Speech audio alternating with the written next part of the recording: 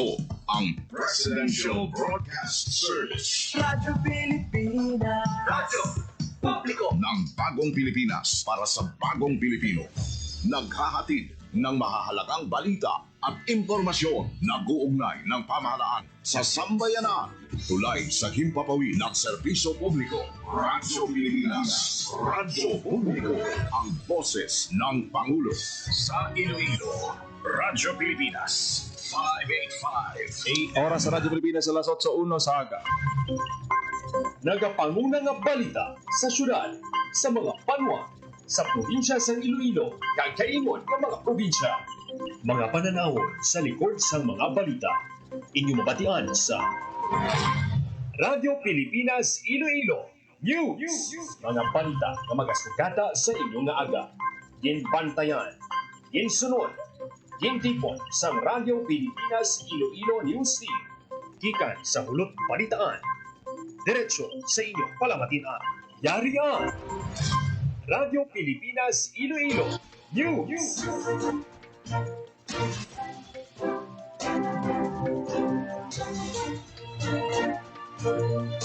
Ayong aga Pilipinas, good morning Western Visayas. Welcome sa Radyo Pilipinas News sa buong adlaw sang Huwebes, Hulyo 3 na kita tuig 2025.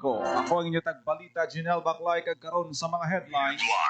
Governor Paulo Javier sa Antique naghinyo sa DOH na mag-augment sa medical personnel sa probinsya kasunod sa nagluntad nga emerhensya. Hospital bed sa duha ka ospital nga nagatatap sa mga nakahaklo sang kemikal sa probinsya sang Antique ginakulang na. LGU nagapanawagan sang extra beds para sa mga pasyente. Philippine Drug Enforcement Agency Region 6 may bag-o na nga regional director. Barangay sa probinsya sang Iloilo nga may clustering sang dengue nagsaka sa 39. Aganan dam ginasaulog ng isa kagatos nga anibersaryo sang pagserbisyo sa mga mangunguma kag residente sa Iloilo.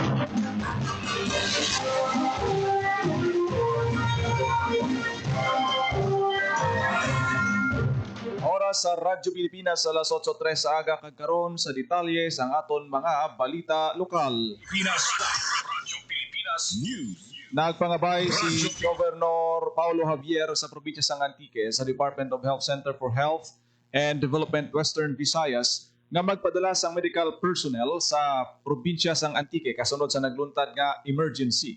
Sa sulat sang opisyal kay DOH Director Annabel Yumang ginpahibalo sini ang sitwasyon sang duha ka mga ospital sa Antique nga full capacity na bangod sa madamo nga kabataan nga naglain ng pamatyag gikan sa Pisanan National High School bangod sa nahaklo sang ginapatihan chemical. Sa sining emerhensya sa kay Javier, nagakinanglan gid sila sang doctors kag nurses para matatap ang mga pasyente. Gininyo man ni Governor Javier ang DOH na makapadala sang dugang nga folding beds para sa mga pasyente. Sa datos sang Provincial Disaster Risk Reduction Management Office, masobra 3 kagatos na ka mga estudyante ang naglain ng pamatyag bangod sa ginapatihan chemical nga ila na haklo. Radyo Pilipinas. Radyo Pilipinas News. Para magbulit tatap sa mga pasyente sang Angel Salazar Memorial General Hospital, nagabot ang mga nurses gikan sa nagkalain-lain nga distrito sa probinsya sang Antique. Nag-augment ang mga nurses bangod sa asod-asod nga pag-ilinabot sa mga estudyante sang Pisanan National High School nga ginapatihan nakahaklo sang kemikal. Kalabanan sa mga pasyente nakapauli na sa ila balay matapos madapatan sang pagbulong apang sang gabi naglain naman ang ilang nga pamatsyag. Naginutok ang ospital sa nagakinahanglan ang mga pasyente sang dugang nga folding beds kag electric fan samtang ginabulong sa mga hospital. Radyo Pilipinas. Radyo Pilipinas News. Nagpagwa sa opisyal nga pahayag ang Office of the Provincial Health Officer angot sa foul odor inhalations na nagluntad sa Sibalom Antique. Suno sa PHO ila ginamonitor ang insidente sa barangay Pisanan kag nagpasalig nga may ginahiwat nga interagency investigation agud matumod ang kabangdanan kag kinahanglan sang exposure. Nakamobilize naman ang mga health personnel agud i-manage ang sitwasyon kay mapangapinan ay kaayong lawas sa mga pumuluyo. Samtang nagpangabay naman ang PHO sa publiko nga likawanan ay ang apektado nga lugar samtang nagapadayon ng investigasyon. Gilayon nga magpakonsulta kung may nabatyagan nga sintoma, hindi magpalaptas ang sala nga impormasyon nga makatuga naman sa pagkaalarma sa iban. Samtang nagpadulong naman sa Angel Salazar Memorial General Hospital, si Antique Governor Paulo Javier, kaupod si Congressman A.A. Ligarda, agud maghatag sang bulig sa mga pasyente halin sa barangay Pisanan. Santos sa report sa provincial government, nagpanghatag sang lugaw ang gobernador, agud mapakaon sa mga pasyente kag staff sang ospital. Sa Facebook Live naman ni Governor Javier, ginpahayag sini nga padayon ang investigasyon sa mga otoridad lakip ang Office of the Provincial Agriculturist kung ano gid man ang napanimanuan nga chemical sa Pisanan National High School ang naging kabangdanan sang pagkalipong kag paglain sang pamatyag sang pila ka mga estudyante sa bulutuan. Radyo Pilipinas News. Nagapangabay naman ng provincial government sa Antique sa mga pumuluyo nga may extra beds sa ila balay nga dalon ini sa duha ka mga ospital nga nagatatap sa mga pasyente.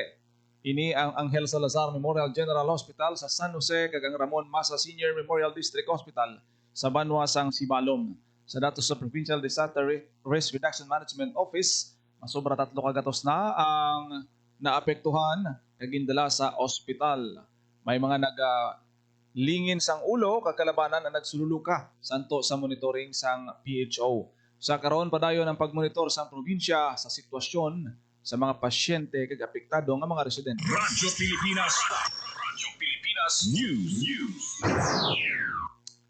Suspendido naman ang klase sa Pisanan National High School kag Pisanan Central Elementary School, mga kalapit nga bulutuan sa Banwa sang Sibalom. Ginpahayag din ni Casio Frio Schools Division Superintendent sang Schools Division Office sang Antique sa interview sang Radyo Pilipinas Iloilo. Pahayag ni Frio samtang wala pa matumo ng gintunaan sang nahaklo sa mga estudyante kag mga manunudlo rason sang ila kabudlay sa pagginhawa, pagpananakit sang tiyan, chest pain. Mag-shift anay ang bulutuan sa alternative delivery mode. Sugod subong adlaw Hulyo 3. Dugang pa ni Frio nga kinahanglan may clearance anay halin sa lokal nga panguluhan nga safe na ang pagbalik sa mga estudyante. Ang iban nga eskwelahan ang mag-shift naman sa ADM, amo ang Nagdayaw Elementary School kag Mabini Elementary School. Samtang ginabisuhan naman ang mga personnel sa mga bulutuan nga mag-work from home, agud mapangaminan ang ilang ikaayong lawas. Sandik sa inisyal nga impormasyon, sa SDO Antique may masobra 1 ka gatos ka estudyante ang gindala sa mga balay bulungan kag Rural Health Unit matapos maglain ang pamatyag. Sa statement sa SDO Antique, padayunon ang koordinasyon sa division paagi sa Disaster Risk Reduction Management Unit sa mga local government, Department of Health, Bureau of Fire Protection, Philippine National Police, agud masiguro nga matatapan ang tanan nga apektado nga individual. Padayon naman ang investigasyon sa otoridad para matumod ang source kag ginhalinan sa ginapasuni chemical exposure. Radyo Pilipinas News. May bago na nga Regional Director ang Philippine Drug Enforcement Agency Region 6. Nagpungko bilang Director si Ralph Romel Torres. Bilang bago nga Regional Director sa PIDEA, nagtalos kay Director Melvin Istoque. Antes ang iya designation, si Torres ang nangin Assistant Director sa PIDEA Region 9. Dala sini ang tinuig na eksperyensya kag commitment sa mandato sang ahensya. Samtang si Stoke naman ang magapangalagad bilang Director sang PIDEA Negros Island Region. Radyo Pilipinas News. Pamatudan ni Governor Arthur Defensor Jr. ang ngaya tapuson ang pagpatindog sa Smart and Green Government Center sa Banwa sang Santa Barbara, Iloilo bago magtakop ang iya termino sa tuig 2028. Ang pagtapos patindog sang Smart and Green Government Center isa sa mga nagapangunang infrastructure projects ng gobernador. Nagaserbe karon si Defensor sang iya katatlo kagulihi nga termino bilang gobernador sang probinsya nga may bag-o nga pananawan sa pagpatindog sang pasilidad nga nagalakip sang maalam nga teknolohiya kag berde nga disenyo nga magahimo sang serbisyo sang gobyerno sa mas madali nga paggamit kag mas mabinatunon. Sa iya mensahe sa iya pagsumpa, ginhatagan pagtamod sang gobernador nga ang government center ginatan-aw bilang isa a centralized facility nga magapahamtang sa mga opisina sang gobyerno nasyonal kag magapasanyog man sang regional nga pag-uswag. Ginakabig ini ni Defensor nga isa ka ambisyoso nga proyekto nga gindisenyo sa paghatag sang corporate environment para sa mga opisina sang gobyerno kag mapasanyog man ang paghatag sang serbisyo publiko. Radyo Pilipinas News. Mga barangay sa probinsya sang Iloilo nga may clustering sang dengue cases nagsaka na sa 39. Radyo Pilipinas. Detalye sa balita ni Marian Grace Iranieta.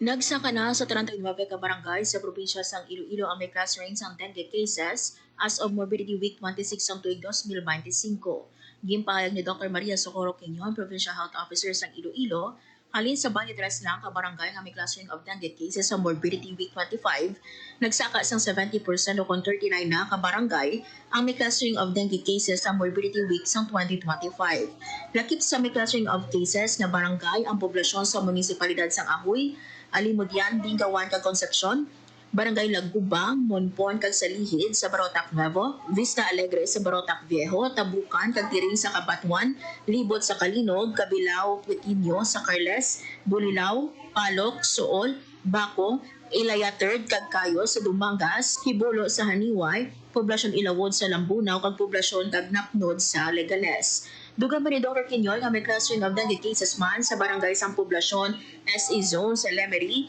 Birisur, poblasyon kag Talakuan sa Leon, Buray, Santa Rita, Batuan, Ilawod kag Kabuluan Sur sa Oton, Balabag, Hibawan, Pagsanggaan, Tigom kag Ungka 2 sa Pavia, Barasan, Igang kag Gibuangan sa Pototan, Zone 6 sa Santa Barbara kag De Vera sa Sara.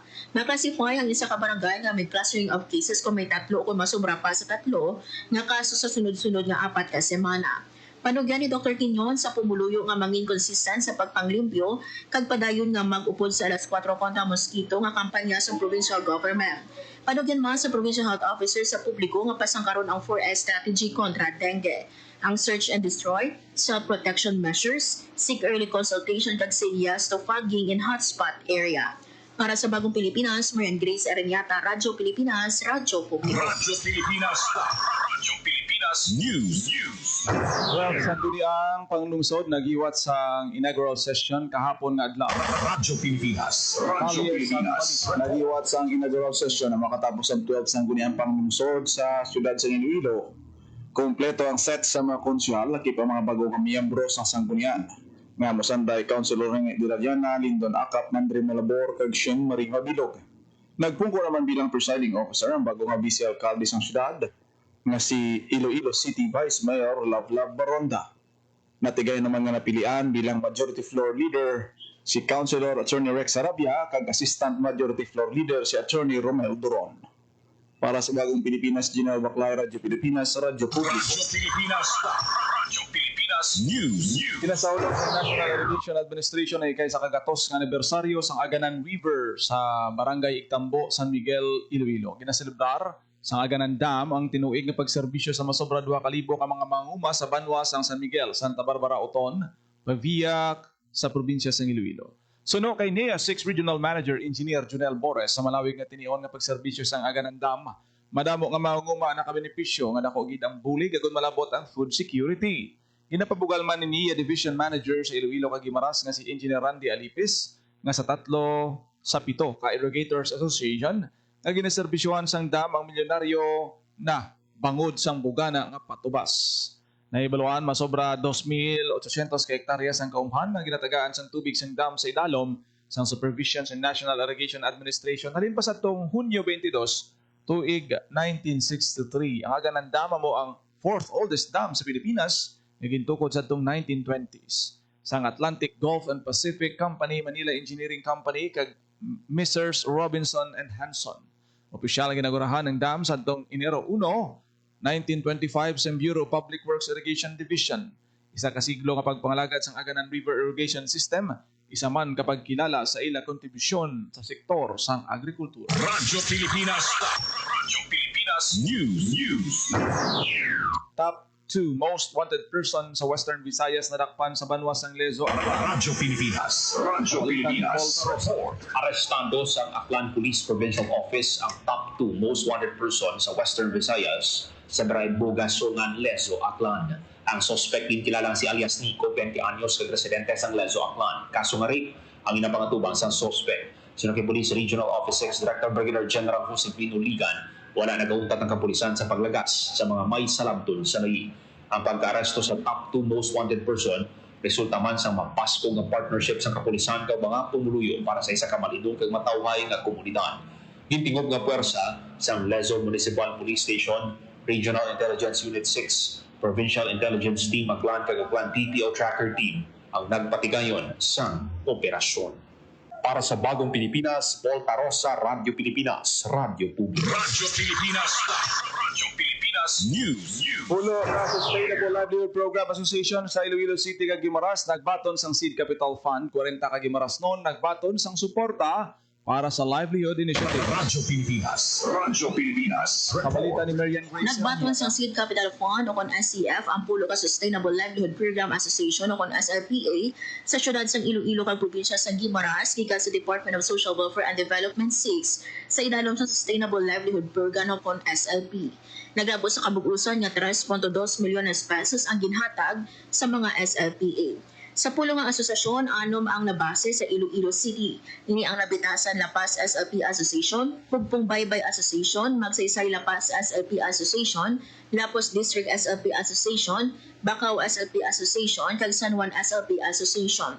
Apat naman nagikan sa Guimaras, ini ang Balcon Melissa SLP Association, Maravilla Livelihood Association, Uswag Orgacon Livelihood Association kag San Nicolas SLP Association. Ginhiwat ang ceremonial distribution sang cheque sa DSWD Regional 6 para sa taga-syudad kag sa Hordan Mayor's Office naman sa Guimaras.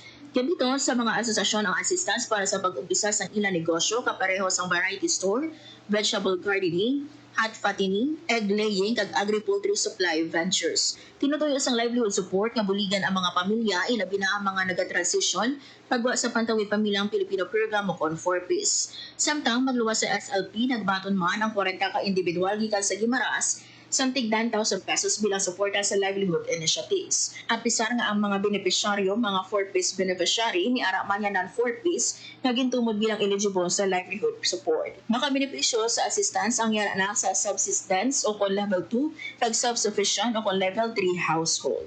Para sa Bagong Pilipinas, Marian Grace Aranyata, Radyo Pilipinas, Radyo Publiko. Radyo Pilipinas. Radyo Pilipinas News. Ulit si Campus sa Talisay City gin-inaugurahan na. Radyo Pilipinas. Radyo Pilipinas. Yerbas. Ginidaguro na ang Negros Occidental Language and Information Technology Center o kunulat si campus sa Talisay City. Ang bagong site may 3-story nulat si building kag 2-story campus dormitory. Ini ang pinakabagong innovation hub sa probinsya na ginalauman mga serbisyo sa kinahanglanon sa industriya, akadim kag komunidad. Ang nulat sa isa ka registered technical vocational school na nakafocus sa information and communications technology pati na sa language sector. Kadungan sa aktibidad, ginbaton man sa DepEd Negros Occidental ang 1,000 ka voucher para sa upskilling sa mga public school teacher. Para sa Bagong Pilipinas, JP Harvas, Radyo Pilipinas, Radyo Publiko. Radyo Pilipinas. Radyo Pilipinas News. Police Regional Officer nga nagpaidalom sa drug test sa tinalikdan nga simana nag-negatibo sa resulta. Radyo Pilipinas. Radyo Pilipinas. Negatibo sa paggamit sa illegal na droga 50 key officers sa Police Regional Office 6 nga nagpaidalom sa surprise drug test sa nagligan nga Hunyo 27. Ang drug test ang ginpangunahan ni PRO6 Director Brigadier General Josefino Ligan, kaupo ng Command Group, Regional Staff, Provincial and City Directors, Force Commander, sang Regional Mobile Force Battalion 6, kag mga events sa National Support Units. Pinakalipay ni Brigadier General Ligan ang resulta na nagapakita sa profesionalismo kag disiplina sa mga key officers. Ang surprise drug test kabangit sa masangkad ng internal cleansing program sa PRO6 agon masiguro nga mga opisyal nga nagapamuno may integridad sa away kontra illegal nga droga. Para sa Bagong Pilipinas, Paul Tarosa, Radyo Pilipinas, Radyo Publiko. Radyo Pilipinas. Radyo Pilipinas News. Guimaras noon athletes na nagdalaog sa Wivra Amit kag panarong pambansa nagbaton sang cash incentive. Radyo Pilipinas. Radyo Pilipinas. Paul Tarosa. Nakabaton sa cash incentives halin sa provincial government ang mga Guimaras noon athletes nga nagatag bugang kag nagdalaog sa 2025 panarong pambansa kag Western Visayas Regional Athletic Association meet. Ang distribusyon sa cash incentives ginpangunahan ni Governor Maria Lucina Nava, Congressman J.C. Roman Nava, Vice Governor Cecil Gumarin, kag ni sangguniang panlalawigan member Marilyn Edang. Ang mga WEVRA gold medalists sa individual events nakabaton sang tig 10,000 pesos, samtang athletes sa team events nakabaton sang 7,500 pesos. Silver medalists sa individual events nakabaton sang 6,000 pesos, kag 4,000 pesos sa team events. Bronze medalist sa individual events nakabaton sa 3,000 pesos, kag 2,000 pesos sa mga nagpasakop sa team events. Sa mga nagdalaog sa kalarong pamansa, 25,000 pesos ang inhatag sa mga gold medalist, 20,000 pesos sa mga silver medalist kag 15,000 pesos sa mga bronze medalists. Ginapanginbulangan kag ginapabugal sa probinsya ang mga Guimaras non-athletes sa ginpakita nilang performance sa patag sang hinampang. Para sa Bagong Pilipinas, Paul Tarosa, Radyo Pilipinas. Radyo Pilipinas. Radyo Pilipinas News. Nasa hulog sa bunga bulan sa Hulyo ang National Nutrition Council o NNC 6 ang ika-51 anibersaryo sa Nutrition Month nga may tema sama-sama sa nutrisyong sapat para sa lahat kay may sub-theme Food and Nutrition Security maging priority sapat na pagkain karapatan natin. Ang karon nga tuig nga kampanya nagapadako sang ginambit nga responsibilidad sang tanan nga sektor sa paghimo sang seguridad sa pagkaon nga isa ka importante nga bahin sang maayong nga nutrisyon para sa tagsa ka mga Pilipino. Gina-highlight sini ang mga pag-angkon sang bastante luwas kag masustansya nga mga pagkaon, isa kasadsaran nga tawhanon kinamatarong kag dapat unahon bilang isa ka nagapanguna nga katuyuan sa pag-uswag sang pungsod. Sa Hulyo 4 may lunsar ang NNC nga Nutrition Month Pledge kag nagapakilala sang Rice Mongo Sesame Blend maging develop sang Iloilo City Nutrition Center mayara man sang fellowship lunch nga nagapakita sang preska lokal nga mga ani nagakaigo sa tion nga nagapakita sang panguna nga mensahe sa sining nga tuig. Ang paglunsar sa aktibidad ang ika-51 nga Nutrition Month hiwaton sa Hulyo 4 sa Oswag Agri-Nursery Farm, Barangay Takas, Iloilo. Ginorganisa ini sang kolaborasyon sa Iloilo City Nutrition Center mga partner kag stakeholders sa pagpakita sang solusyon nga ginapangunahan sang komunidad pagpasanyog sang interagency collaboration kag pamatuod liwat sang kolektibo nga promisa para sa Philippine Plan Action for Nutrition 2023 to 2028. Radyo Pilipinas. Radyo Pilipinas News. DSWD Field Offices nagatag sang seed capital para sa livelihood initiative sang LGBTQ+ program participant sa Pavia Iloilo. Radyo Pilipinas. Radyo Pilipinas Report. Sa detalye sang